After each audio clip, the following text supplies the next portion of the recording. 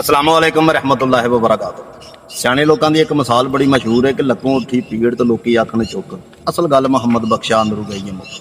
अज के दौर के अंदर यंग मुंडियां का एक मैं स्टाइल देखा, बड़ा दुख भी होया। मालिक रहमत आप फरमाए। मेरे मदद के सामने ना दो लड़के बैठे गलबात कर रहे थे।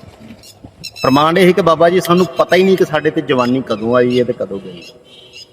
एक मेरी बात हमेशा याद रखा जाए कि जवानी वो समुंदर है मालिक रहमत आ फरमाए जिदे अंदर हज़ारा किस्म की वीर मछली भी रह के सारी जिंदगी के बाद यही लफाज इस्तेमाल करती है अपनी लैंगवेज के अंदर कि असी कुछ जो हासिल नहीं कर सकते। जिंदगी जीने का एक तरीका बहुत अच्छा है। आले मुहम्मद अलहमदुलिल्लाह जिंदगी गुजारो।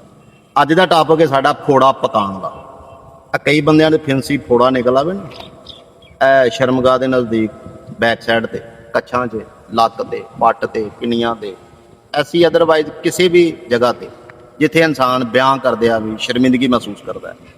एक ही पट्टी लगानी है मालिक की रहमत नाल। तुसीं देखोगे कि ना फोड़ा रहा तो ना फोड़े का निशान रहा।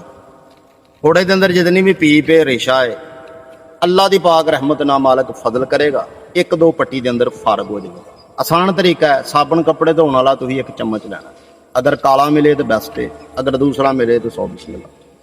इस सोडियम वाइट एक मिलता है, एक लाल होंदा है, एक वाइट होंदा है। पंसार तो 10 रुपए का अगर आखो तो पाइया ही दे खड़ेगा तुहानूं। एक चम्मच ये ते एक चम्मच तुसीं साबन कपड़े धोने वाला और एक चम्मच इस गुड़ कुट लवो। तमाम लुपरी बना के लगाने की देर है 3 तो 4 मिनट के अंदर वैबरेट हो जगह होना शुरू हो जाएगी, ऐटोमैटिक ही फट जाएगा।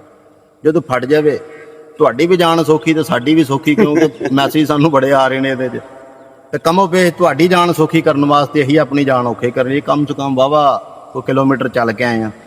आले मुहम्मद के जितने भी नौकर है मालिक रहमत आ फरमाए। उम्मीद है कि सबसक्राइब चैनल कर देंगे तो वीडियो शेयर कर देंगे। तो बाकियां नाल साडी गल कोई नहीं। जिहड़े मम्मी डैडी बर्गर मुंडे ने इन्हों तो यही नहीं पता। असीं एक जगह ते गए तो सानू ही बार बार पूछी जाए चाचू जी तुसीं कित्थों आए जो? असीं आख्या जिला सियालकोट तो। यह कणक के दरख्त किड्डे किड्डे हुंदे ने उधर? मैं बहुत वड्डे वड्डे हुंदे ने। अगर तेरा बाप इत्थे रहिंदा तैनूं पता है। जिंदगी दी इंशाअल्लाह दोबारा मुलाकात जरूर होएगी। अल्लाह ने करवानी।